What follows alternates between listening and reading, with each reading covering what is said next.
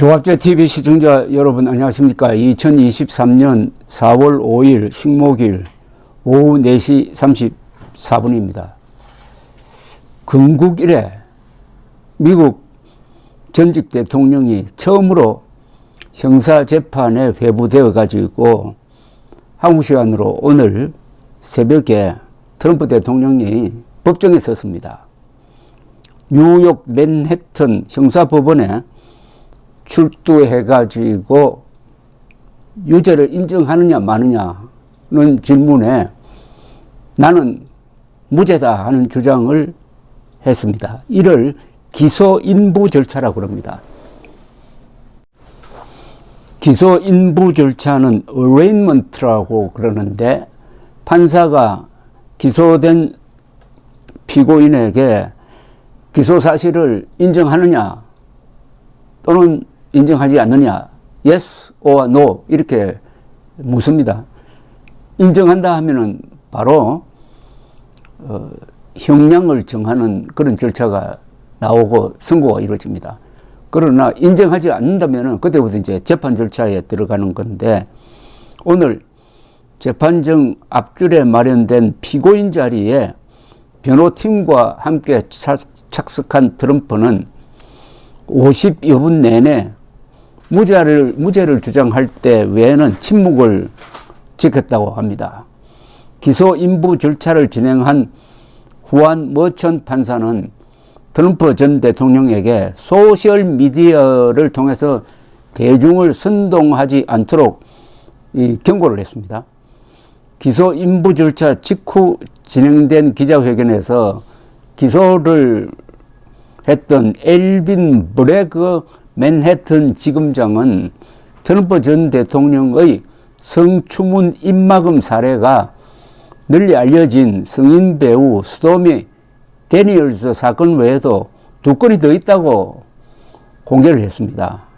검찰은 트럼프 전 대통령이 성인 잡지 플레이보이 모델인 캐런 맥두글에게도 성관계 폭로를 막기 위해 15만 달러를 지급했으며, 자신의 혼외자서를 폭로하려고 한 트럼프 월드타워 건물의 도우맨에게도 3만 달러를 지급했다고 밝혔습니다. 이 도우맨 입막음 사건은 선정적 폭로 잡지로 유명한 내셔널 인콰이어의 모회사인 AMI 최고 경영자이자 트럼프 전 대통령의 친구인 데이비드 패커가 도우맨에게 돈을 주고 혼외자에 관한 이야기를 독점 보도할 수 있는 권리를 사들여서 사실상 그 기사를 내지 않게 했다. 이걸 캐치 앤 킬이라고 합니다. 돈을 주고 우리가 독점적으로 보도할 테니까 권리를 달라고 해가지고 확보한 다음에는 보도하지 않았다는 겁니다. 그걸 캐치 앤 킬이라고 합니다. 이 AMI는 트럼프 월드의 청소부와 트럼프 사이에 자식이 있다는 도우맨의 주장이 거짓이라는 결론을 내리고 발설 금지 계약을 해지하려고 했으나 트럼프의 개인 변호사인 마이클 코언이 패커에게 대선 때까지는 도우맨을 풀어주면 안 된다고 지시를 했다고 합니다. 다만 공소장에 기재된 범죄 혐의는 데니얼스에게 지급한 13만 달러의 성격을 숨기려고 34건의 트럼프 그룹 문건을 위조한 의혹만을 다루고 있습니다.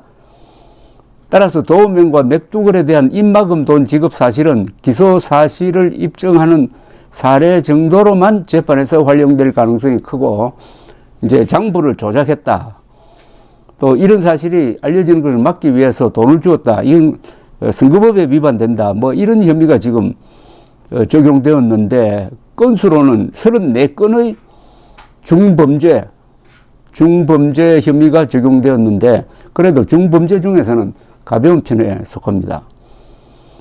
그런데 워싱턴 포스트지는 34개 혐의에서 모두 유죄가 확정된다면 최장 136년형이 내려질 수 있다고 했지만은 이건 다 그냥 숫자 노름에 불과합니다. 법정에서는 평소와 달리 아주 조용했던 트럼프 전 대통령은 이날 밤에 플로리다 머르라고로 돌아와서 기자회견을 열고 아주 맹비난을 했습니다. 미국에서 이런 일이 일어나리라고는 생각하지 못했다. 내가 저지른 유일한 범죄는 우리나라를 파괴하고자 하는 이들로부터 미국을 용감하게 지키는 것이라고 주장을 했습니다. 자, 다음 재판은 또 언제 이루어지느냐 하면 12월입니다. 올해 12월에 가면은 내년 2024년 이제 공화당이나 민주당이나 대통령 후보를 내야 되는데 경선이 시작될 때입니다. 이 재판이 아주 민감하게 미국의 정치판을 뒤흔들 것임을 예고를 하고 있습니다. 이걸 보면서 이 정도 사안으로 전직 대통령을 기소하는 미국의 검찰이 대단하다는 생각이 들면서 문재인과 겹쳐 보입니다. 문재인이 저지른 수많은 불법 혐의 사건, 그 중에는 반역 이적 행위도 다 포함되어 있습니다. 그 중에 이번에 미국 검찰이 기소했던 정도의 사안을 찾아내기는 아마 누워서 떡먹기일 겁니다. 검찰이 의지에 달린 거죠. 뭐 대표적인 사례가 최근에 있었던 탈북 어민 강제 북송 사건과 관련한 검찰의 기소입니다. 검찰은 2달 전에 정의용 전 국가안보실장, 서훈 전 국가정보원장, 박지원 전 국정원장, 노영민 전 비서실장, 그리고 김현철 전 통일부 장관을 재판에 넘겼습니다. 그러니까 탈북 어민 2명을 2019년에 기소를 했습니다. 기소 의사에 반해서 강제 북송하는 데 관계한 고위직 실무자죠.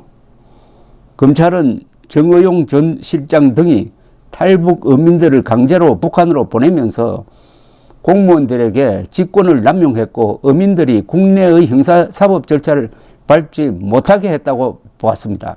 그리고 정의용 전 실장과 서훈 전 국정원장은 강제 북송 방침 하에 탈북민 합동조사를 서둘러 끝냈고, 서훈 전 국정원장은, 당시 국정원장은 조사 보고서에서 어민들이 귀순 의사를 밝혔다는 사실을 빼버렸다고 합니다.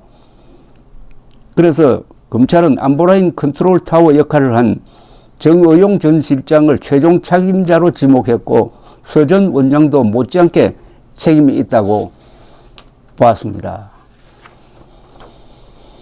그런데 문재인 전 대통령은 의사결정에 관여하지 않았다고 본 것 같아요.